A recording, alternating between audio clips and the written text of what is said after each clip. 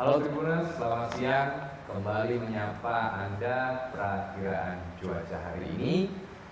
Kami menginformasikan secara live streaming di dua channel, di YouTube Tribun Jogja Official dan di Facebook Tribun Jogja, di studio Stasiun Klimatologi Sleman, Daerah Istimewa Jakarta. Dan sudah hadir bersama saya ada dua narasumber yang akan membagikan informasi tentang prospek cuaca menghadapi musim penghujan tahun ini.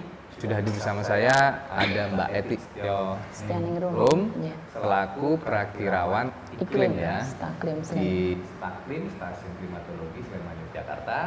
Dan di sebelahnya ada Mas Nur Hadi. Ya, ini agak jauh nih perjalanan ya Mas ya.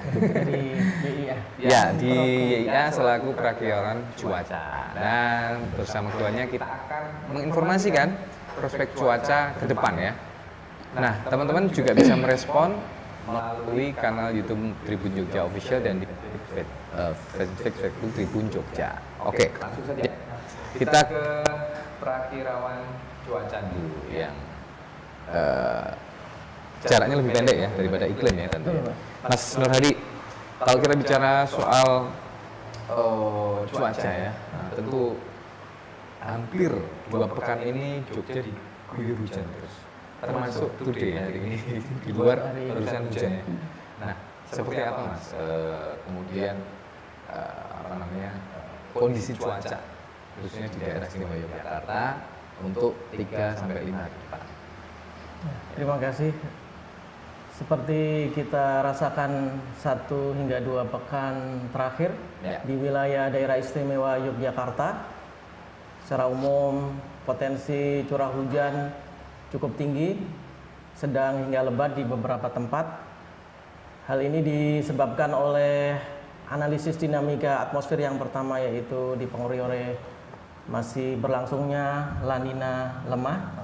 Kemudian di Samudra Hindia dipol mode bernilai negatif, sehingga aliran massa udara dari Samudra Hindia ke wilayah Indonesia. Kemudian terbentuk pusat tekanan rendah di Samudra Hindia sebelah barat daya Sumatera, kemudian di Samudra Pasifik sebelah timur Filipina, yang menyebabkan wilayah Indonesia pola anginnya konvergensi terjadi di Sumatera memanjang ke Kalimantan, pertemuan angin, sehingga di wilayah-wilayah tersebut dan sekitarnya berpotensi terjadi awan-awan konvektif seperti ini dan ya, hujan lebat. Gambar ini ya Mas ya? Ya, betul sekali. Di Sumatera memanjang ke Kalimantan, pertemuan angin yang menyebabkan wilayah tersebut potensi hujannya tinggi. Kemudian di wilayah DIY secara khusus disebabkan oleh dekatnya dengan pola belokan angin di Laut Jawa, sehingga terjadi pelambatan massa udara yang menyebabkan wilayah Jawa khususnya DIY potensi pertumbuhan awan hujan juga tinggi. Dan secara umum untuk wilayah Indonesia awan konvektif kita lihat bisa pertumbuhan yang banyak di wilayah sebelah barat Sumatera dan Kalimantan hingga Sulawesi, yang kalau kita lihat di suhu muka lautnya di Indonesia ini hangat dan anomalinya positif secara umum di seluruh wilayah Indonesia, dan secara khusus di Samudra Hindia sebelah selatan DIY atau Pulau Jawa dan di Laut Jawa khususnya anomali suhu muka laut positif di atas nilai normalnya, sehingga potensi hujan dalam 1 pekan terakhir sedang ya lebat cukup merata di wilayah DIY, dan diperkirakan untuk 1 pekan ke depan juga potensi curah hujan di wilayah DIY masih cukup tinggi. Mas, kalau kita perhatikan ya 2 pekan terakhir ini tadi, memang kami semua wilayah DIY diguyur hujan ya, apalagi tidak mengenal waktu sepertinya.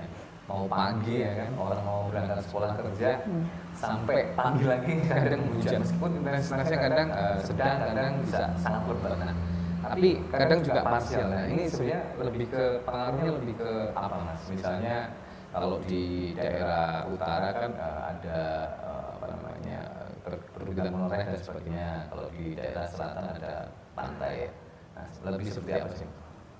Untuk pengaruh seperti perbukitan biasanya lebih disebabkan oleh pemanasan atau konveksi udara pada siang hari.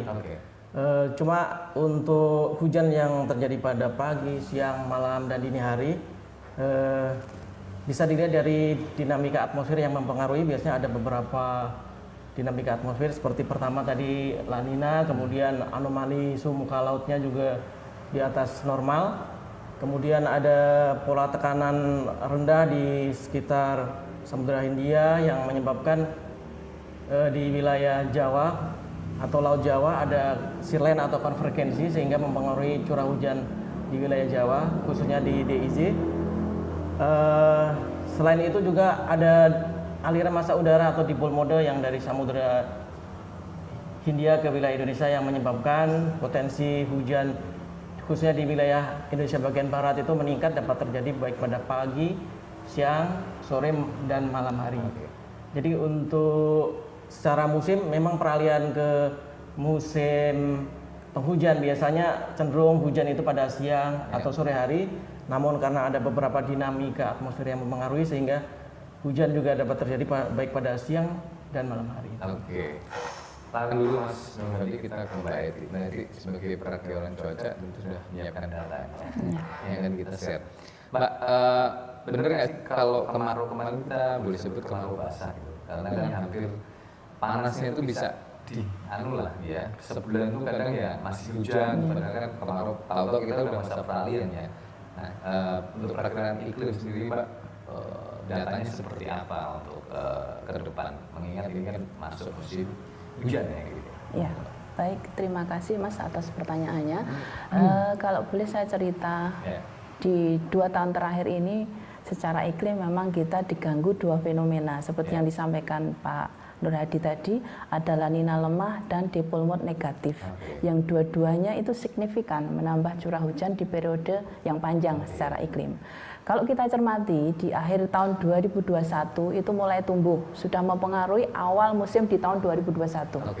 Kemudian La Nina itu masih mempengaruhi lagi sampai dengan periode musim kemarau 2022. Sehingga kita rasakan kalau masyarakat awam berbicara kemarau basah, seperti kita rasakan memang di periode musim kemarau itu cukup basah karena banyak hujan yang terjadi dan sifat hujannya pun atas normal, di atas rata-ratanya. Kemudian ENSO ini kita prediksikan sampai dengan akhir Desember ini masih mempengaruhi. Otomatis akan mempengaruhi penambahan curah hujan di periode musim hujan sampai pertengahan musim hujan.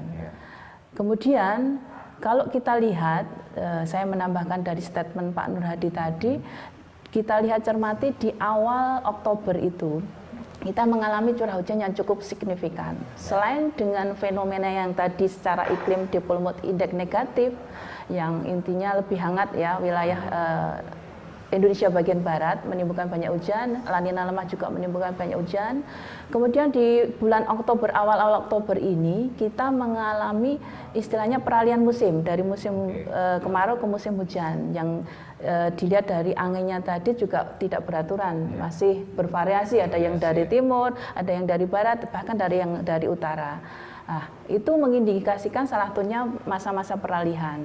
Masa-masa peralihan itu secara normalnya biasanya cirinya curah hujan siang hingga sore hari, kemudian diikuti curah hujan yang cukup tinggi, diikuti angin kencang maupun petir.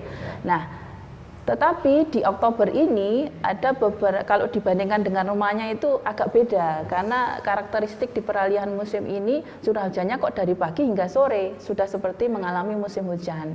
Lah, selain itu ada faktor jangka pendek yang mengganggu secara jangka pendek selain yang La Nina lemah dan dipol mode tadi. Ada salah satu yang mengganggu yaitu MJO di awal Oktober atau Maiden Julian Oscillation, yaitu pergerakan perawanan dari sebelah barat Indonesia melalui wilayah DIY, melintasi di wilayah DIY pada saat awal Oktober itu, kemudian bergerak ke timur. Umurnya cuma 40 hari. Nah, kalau kita lihat gambar ini cukup memvisualisasikan secara spasial bahwa pumpunan awan itu bergerak dari barat Indonesia menuju timur Indonesia. Kalau ini yang coklat-coklat ini berarti kumpulan awan ya? Ya, yang bukan, yang warna hijau itu mengindikasikan jadi indikator yang minus. Jadi yang ada legend yang di bawah itu minus, itu gradasinya kan dari hijau ke hijau tua. Kalau kita cermati itu dari akhir September, awal Oktober itu bergerak, perawanan itu bergerak dari barat ke timur. Nah, kondisi di tanggal 3 itu cukup signifikan karena kita pantau curah hujannya cukup tinggi, lebih dari 200 mm per 3 Oktober kemarin. 3 Oktober kemarin per hari. Nah, kalau kita lihat itu kan gambarnya ngeblok ya Mas ya. Itu minus 54, jadi lebih pekat daripada yang lain. Nah, itu mengindikasikan bahwa memang ada fenomena dalam jangka pendek yang cukup signifikan mengganggu selain dari yang tadi yang jangka panjang, dipole mood dan La Nina lemah tadi. Bahkan ini diprediksikan kalau kita lihat ya, kita fokus ke selatan atau di wilayah Jawa. Yang hijau-hijau itu masih bertengger sampai dengan sampai dengan akhir November. Berarti indikasi melemah ya. Meskipun intensitasnya berbeda ya. Kalau yang kuat itu yang memang di wilayah kita plus Jawa itu pekat seperti tanggal 3 itu paling kuat. Kemudian tanggal 16 Oktober itu juga masih diprediksikan masih ada pengaruh MGO di situ di wilayah kita. 23 itu juga sudah agak mendingan tapi masih ada pengaruhnya. Walaupun tidak sekuat yang tanggal 16 maupun tanggal 3. Makanya karakteristik dari peralihan tahun ini, peralihan musim dari musim kemarau di musim hujan ini berbeda dengan peralihan pada umumnya pada kondisi normalnya begitu, karena karakteristik curah hujannya harusnya kan setidaknya peralihan itu siang hingga menjelang sore hari gitu ya Mas Nurhadi. Tapi ini ternyata dari pagi sehingga masyarakat apakah ini sudah mengalami musim hujan? Padahal belum. Ini adalah peralihan yang memang ada beberapa gangguan skala jangka pendek maupun jangka panjang begitu. Nah, kalau tadi lihat coba kita lihat di periode tanggal 1. Jadi saya bercerita ini monitoring dari tanggal 1, tanggal 2 dan tanggal 3. Ini tanggal 1. Tanggal 1 ini kalau kita cermati sudah mengalami adanya gangguan MGO, tapi curah hujannya masih sekitar 20 hingga 100 mm per bulan. Ya 100 mm per hari ya. Tanggal 1 yaitu di wilayah Bantul, wilayah khususnya wilayah Delingo itu paling tinggi sekitar 50 hingga 100 mm per hari. Itu tanggal 1. Kemudian tanggal 2 ini trennya semakin meningkat ya, kalau kita lihat dari tanggal 1 ke tanggal 2 ini semakin meningkat. Bahkan di wilayah Sleman bagian utara itu curah hujannya lebat hingga sangat lebat, 50 hingga 150 mm per hari. Itu merupakan curah hujan yang cukup signifikan dalam skala harian. Sedangkan yang lainnya sekitar 50 hingga 100 yang pada umumnya wilayah DIY sudah mulai diguyur hujan pada umumnya. Kemudian kita beralih ke tanggal 3. Nah, ini cukup signifikan sekali kalau kita lihat tanggal 1, tanggal 2, tanggal 3. Perubahan curah hujannya. Kan istilahnya ada benang merahnya dengan yang tadi tuh perawanan tadi. Ada benang merahnya dengan perawanan yang saya jelaskan yang tadi, pergerakan perawanan. Nah, kalau kita cermati curah hujan, distribusi curah hujan pada tanggal 3, ini curah hujan tertinggi terjadi di wilayah Bantul pada umumnya. Jadi Bantul bagian selatan, bagian timur, kemudian Gunung Kidul bagian barat dan Kulon Progo bagian selatan. Itu curah hujannya ekstrim. Jadi kalau kita dikatakan lebih dari 150 per hari sudah dikatakan curah hujan ekstrim. Bahkan kenyataannya di titik-titik yang warna ungu muda itu Mas itu sekitar 250-an. Jadi di wilayah Pundong, Delingo, kemudian Kretek itu sekitar 250 mm per bulan. Jadi kemarin kita juga sempat kan kita juga sering koordinasi dengan BPBD.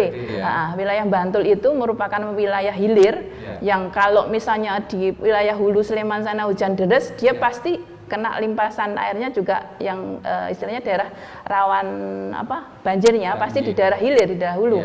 Ditambah dengan konsentrasi curah hujan di wilayahnya dia juga tinggi, makanya pada saat itu banyak pelaporan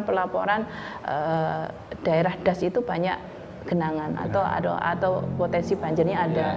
Bahkan ada juga yang tanaman-tanaman yang seharusnya belum airi kena limpasan dari air tersebut gitu. Jadi gambarannya seperti itu. Jadi memang ekstrim di tanggal 3. Kalau kita bandingkan dengan sampai sekarang rekod yang paling tinggi di tanggal 3 tersebut. Di tanggal 3 itu merupakan pengukuran dari tanggal 2 jam 7 sampai dengan jam 7 tanggal 3. Artinya bisa diketahui data itu serigit itu ya Mbak ya? Iya. Artinya ini kemudian bisa menjadi untuk analisis. Ketika betul. nanti terjadi fenomena serupa, teman-teman bisa koordinasi dengan BPBD, dengan pemerintahan setempat ya kan? Tadi dilihat memang ekstrim, tergolongnya ekstrim, makanya tanggal 3 itu kami juga memantau di media beberapa terjadi diikuti angin yang kencang dan arahnya juga masih sana sini gitu, bervariasi.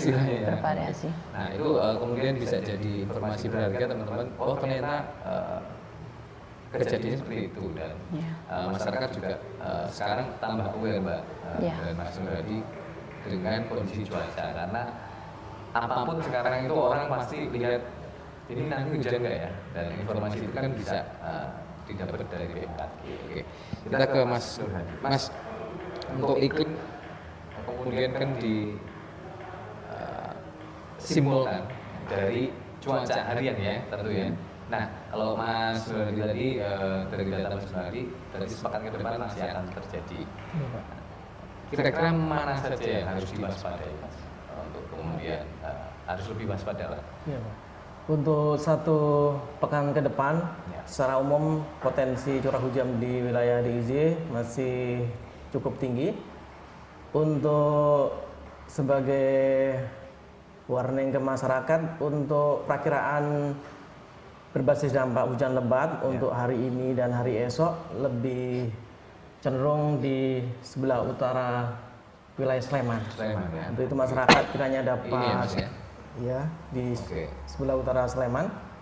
Kiranya masyarakat perlu mewaspadai dampak potensi hujan lebat di wilayah utara Sleman khususnya, yang dapat menyebabkan jembatan tidak dapat dilintasi, kemudian longsoran di jalan atau di perumahan yang di dekat ketinggian, kemudian juga volume air di sungai yang berpotensi meluap, dan mungkin genangan di jalan-jalan yang terutama di sekitar aliran sungai atau mungkin saluran air.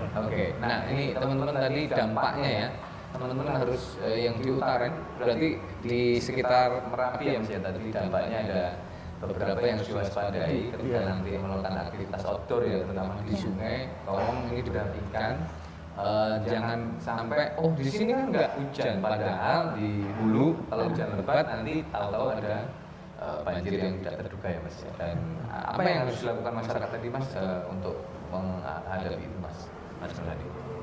Kiranya masyarakat perlu mewaspadai potensi dampak hujan lebat terutama di wilayah utara Sleman. Yang pertama yaitu kiranya jika beraktivitas di luar rumah kiranya perlu berhati-hati, kemudian dapat memperbarui informasi melalui media massa, media sosial, khususnya informasi di media sosial Stasiun Meteorologi Yogyakarta di info BMKG YIA, kemudian dari BMKG juga dapat memperbarui di info BMKG, aplikasi info BMKG, dan dapat mencari informasi melalui pihak-pihak terkait kebencanaan.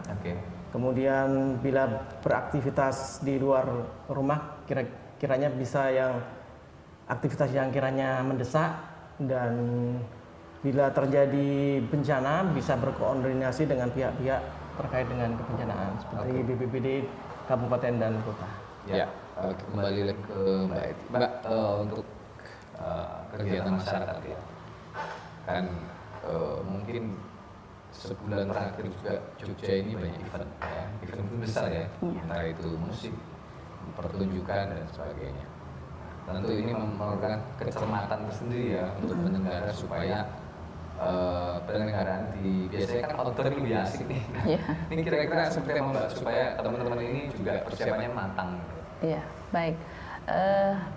Yang saya sampaikan tadi, kalau kita tuh masa peralihan sampai pertengahan Oktober. di pertengahan Oktober sendiri kita sudah perakirakan awal musim hujan. Berarti kan prospek untuk outdoor semakin mengecil ya untuk kegiatan itu ya. Jadi saya highlight prospek untuk outdoor semakin mengecil. Ya. Kalau memang nekat mau outdoor harus persiapannya matang. Dan mencermati info lebih pendek lagi, info cuaca lagi lebih detail lagi. Kemudian kalau kita prediksikan seluruh wilayah DIY itu kan sudah memasuki musim hujan seluruhnya di pertengahan Oktober. Peralihan ini akan berakhir di Oktober pertengahan.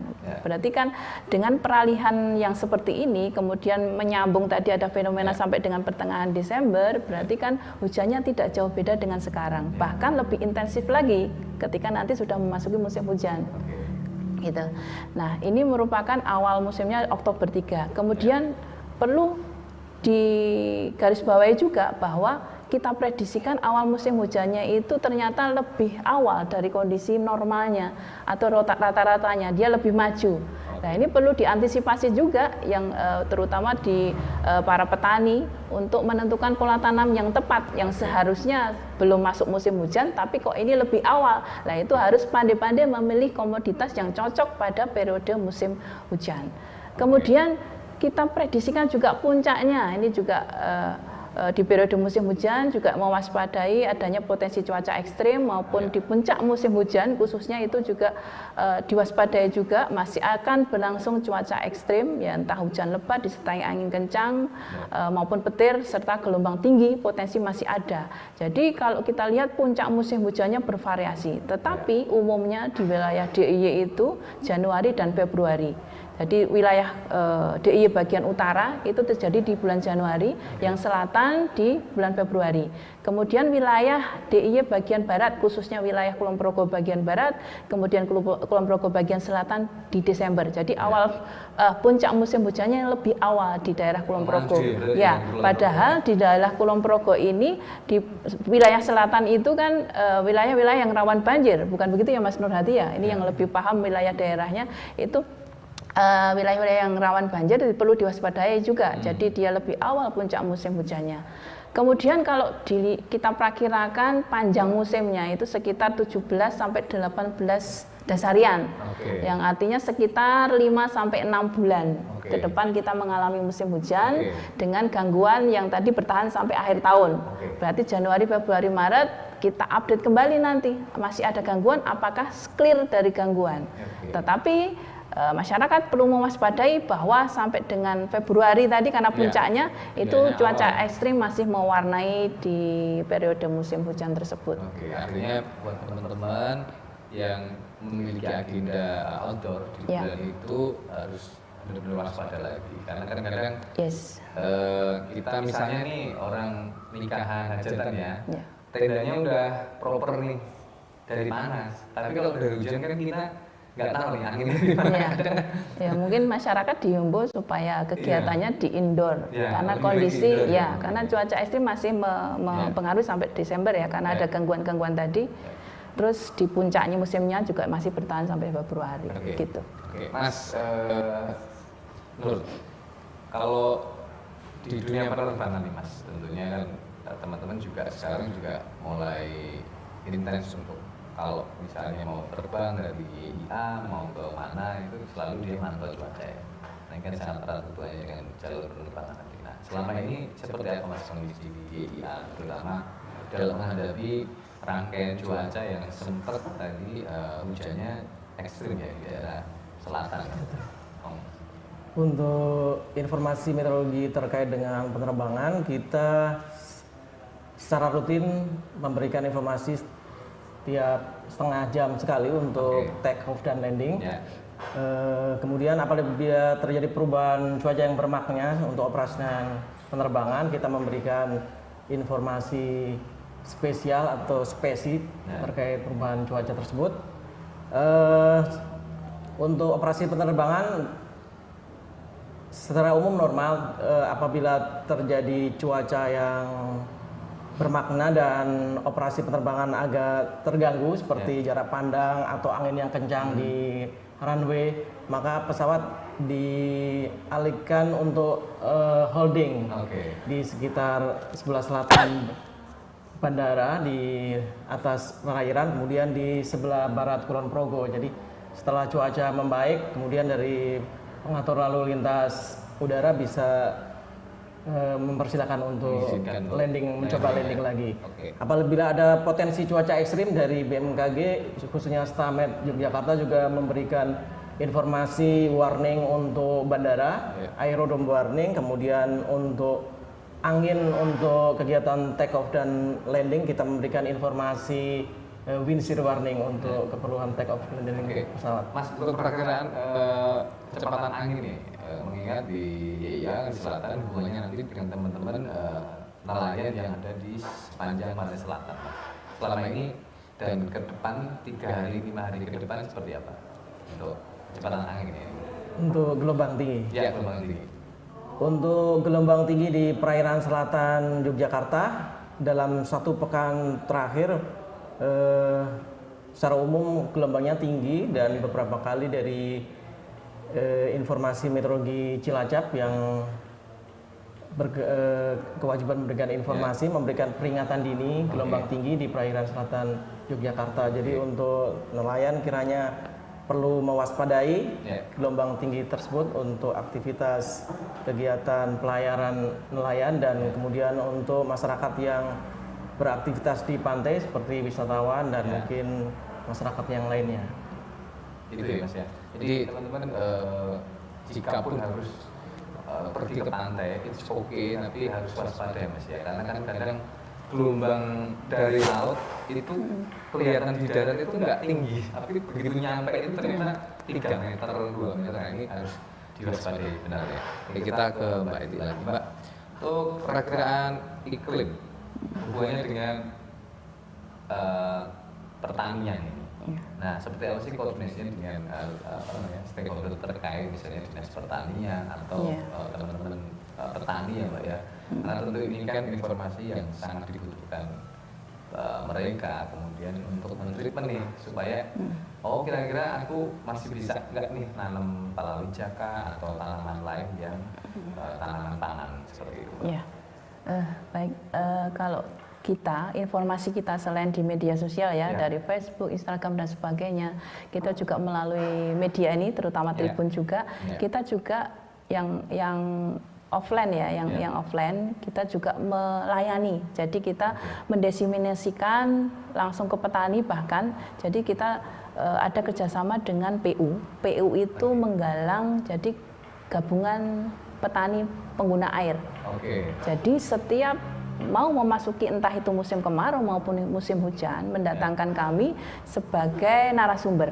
Jadi prospek ke depan itu seperti apa, musimnya seperti apa. Bahkan di awal tahun kemarin yang notabene musim kemaraunya ada anomali basah, itu di bulan-bulan Maret kita sudah memberikan warning kemana-mana, entah kita diseminasikan kemana-mana bahwa di periode musim kemarau 2022 yang kemarin itu mengalami curah hujan yang cukup tinggi atau kemarau basah, sehingga bisa antisipasi terhadap petani apa yang mau ditanam di musim kemarau yang harusnya palawija, itu dengan air yang banyak dia bisa beralih ke yang lain.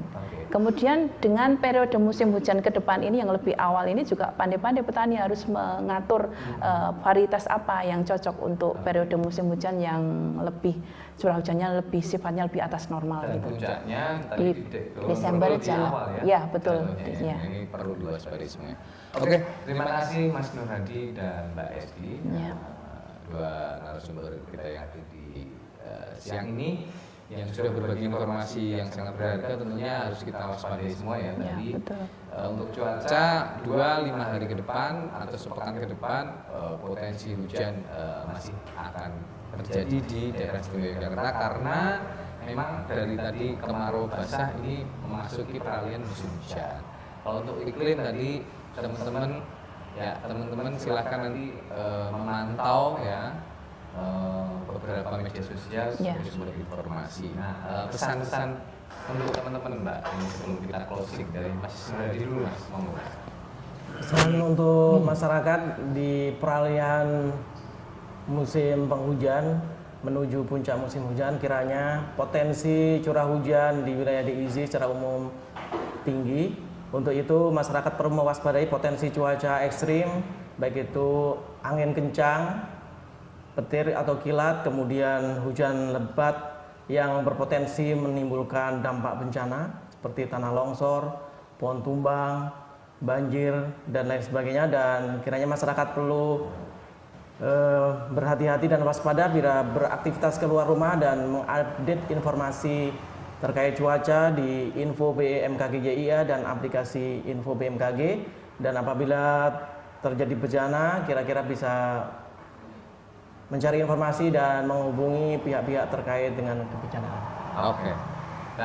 Ya, sedikit tambahkan dari saya yang disampaikan Pak. Himbauan mungkin bagi pemerintah maupun masyarakat mendekati atau menjelang dan untuk puncak musim tadi untuk mewaspadai tadi ya cuaca ekstrim maupun yang sering akan terjadi ke depannya. Kemudian diwaspadai juga wilayah-wilayah yang rawan banjir maupun rawan longsor, karena mulai awal musim hujan bahkan sampai puncak musim hujan ini cuaca ekstrim masih terus berjalan juga, berlangsung juga. Kemudian perlu menghimbau kepada di dunia pertanian, karena awal musim hujannya ini lebih awal, pandai-pandai memilih varietas yang cocok untuk periode musim hujan yang datang lebih awal dan konsentrasi atau intensitas hujan di periode musim hujan yang cukup tinggi ini. Kemudian bagi masyarakat tak lupa selalu update informasi cuaca dan iklim melalui info BMKG maupun kanal-kanal media sosial kami ya yang tercantum di sini, ada nomor telepon, kemudian ada Twitter, Telegram, Facebook dan sebagainya. Bahkan kita juga menerima langsung, telepon langsung juga nggak apa-apa kalau terkait dengan cuaca maupun iklim, entah di stasiun meteorologi JIA maupun stasiun klimatologi Yogyakarta. Oke. Seperti itu teman-teman Tribuners, perakiraan cuaca hari ini yang sudah disampaikan oleh Mas Nur Hadi selaku perakirawan cuaca dan Mbak Eti selaku perakiraan iklim. Nah, simak terus informasi cuaca di channel YouTube Tribun Jogja Official dan di fanpage Facebook Tribun Jogja. Sekali lagi jaga kesehatan selalu. Kita akan jumpa lagi di episode selanjutnya. Saya Uda Kisawan undur diri. Terima kasih. Salam sehat selalu. Terima kasih.